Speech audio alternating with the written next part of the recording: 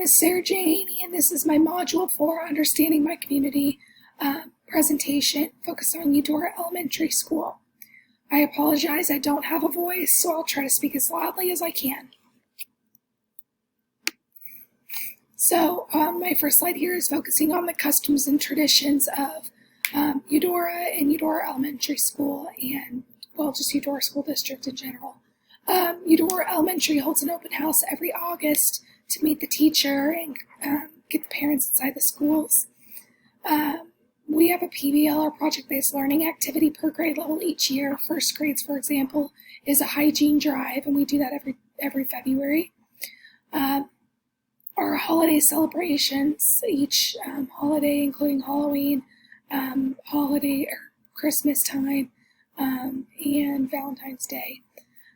Meet the teachers at the end of each year, so I will get to meet my class for the next school year in May.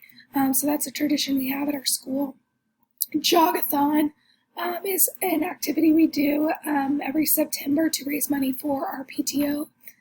The homecoming parade is a pretty big deal in our community. Lots of people go to that, and we do that every year. Play Day, which is basically our field day, and that's a tradition we have at our school. And finally, Bingo Night is another opportunity to raise money for our PTO. I believe this has the greatest impact on engaging families, community members, and school personnel because it gets people into all of these different activities. So our population characteristics, the educational attainment of parents, different varying levels of educational attainment, rural and suburban community, kind of 50-50. With varying socioeconomic statuses. Our age groups of our school include K through 12. We have 3 buildings, 1 elementary, 1 middle, and 1 high school. Our gender is close to even within the building and district. Occupations, Eudora Schools is the largest employer in the city. Most parents are blue-collar workers. Race and ethnicity. Eudora is not very diverse. 90% of families are Caucasian. So our communication channels. So some of what's available to the community. Social media, including Facebook, Twitter, and Instagram. Those probably get used the most. Broadcast media such as Eudora Times. And other things such as our district and building texts, emails, and phone calls. And then our district website. I would say all of these are used very frequently. Like I said earlier, especially social media. I would say there's at least 1 post a day. The most effective ways for reaching the public, Facebook seems to be the most effective way. A lot of our community members are on Facebook and engage with us the most on there. Also the text, emails, and phone calls. So some of the community groups and their influence. The PTO, church groups, Eudora staff, Eudora School Board, Eudora Schools Foundation members, extracurricular groups such as band, sports, Girl Scouts and Boy Scouts, etc. Parents. I believe this has the greatest impact on supporting school improvement because all of these individuals can help advocate for school improvement, and these groups can work together to help improve our schools. So they often do provide things to our schools to help us grow and provide the best learning experiences for our students. So leadership and their influences. Our community leadership includes the mayor, city council, community navigator, and the Eudora Schools Foundation. Our school leadership includes building principals, building leadership team, district leadership team, superintendent, and school board.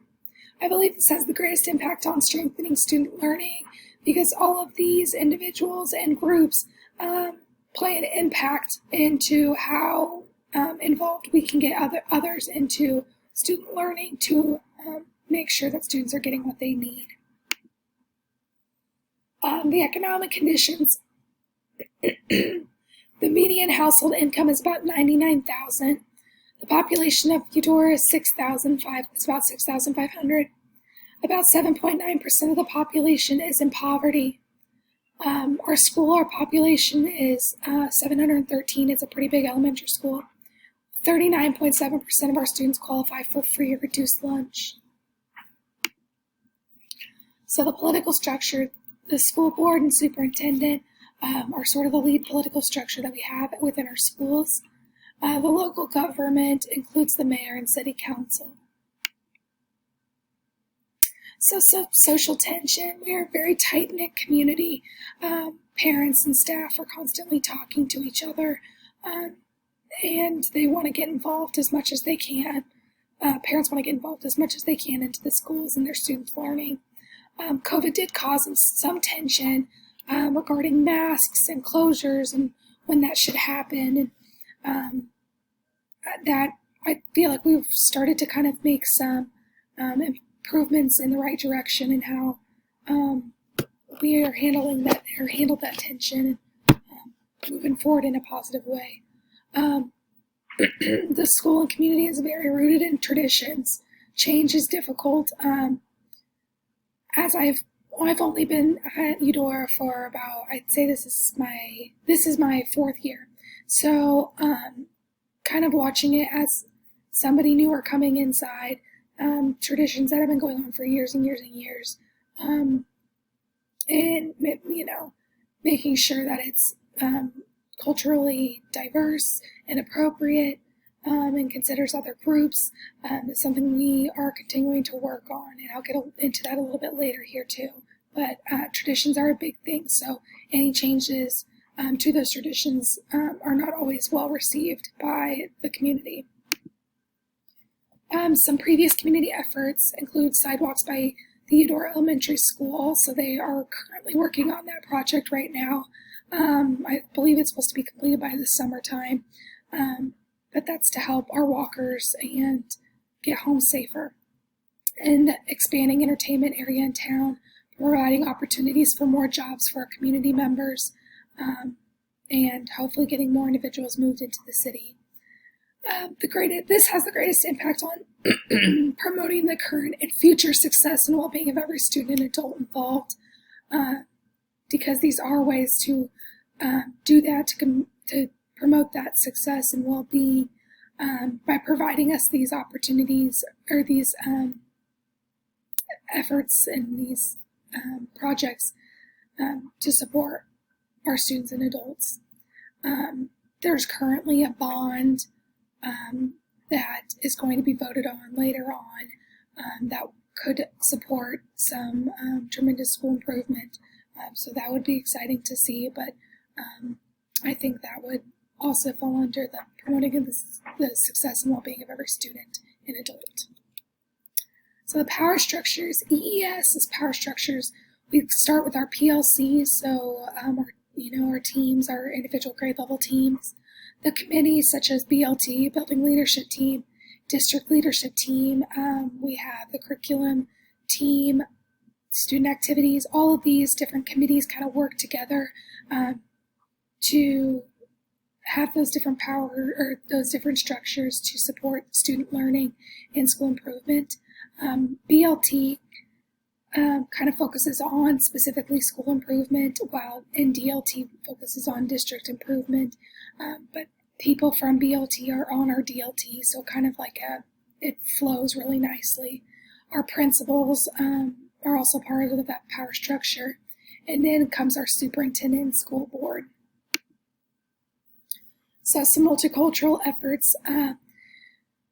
There's more effort into incorporating different cultures happening. Since I've been there in the past, I'd say 2.5 years, I've seen a lot of improvement through the district's attempts in incorporating different cultures in the classroom and making sure that we are celebrating diversity, equity, and inclusion. So the district level DEI training is currently under wraps, and I'm on that committee. So it's been fun to see how we are going to make sure that that's incorporated into our schools to support our students and staff. Right now, it's kind of up to the individual teacher on how well we incorporate other cultures into the classroom. But hopefully with more DEI training, we can make that more provide teachers with more opportunities to include other cultures in the classroom. So public opinion, determining public opinion.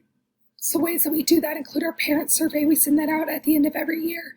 And social media, that parents are not afraid and community members are not afraid to share their opinions on social media. So that is another way that we get our public opinion. And then ways that we can increase support include inviting them into the schools more, partnering with the community and parents for outside activities and service learning projects. I believe this has the greatest impact on advocating for the needs of school and community.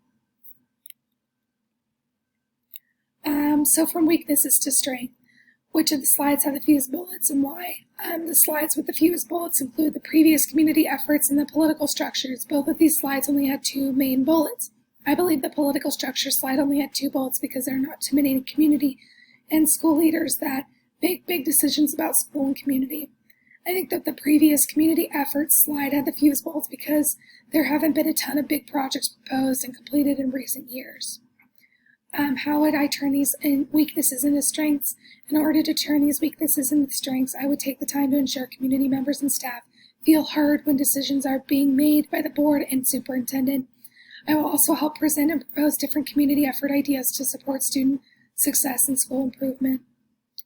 Why is it important to get every slide more involved in the education process?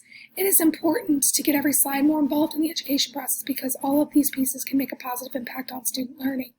Partnering with the community can help strengthen all areas on these slides and help promote them within the school. So here is my PLO 5 correlation. I'm just going to give you a couple seconds. You can pause and read this section, and I'll move my camera out of the way.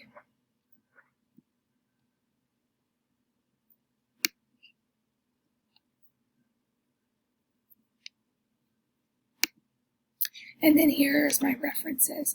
Thank you so much.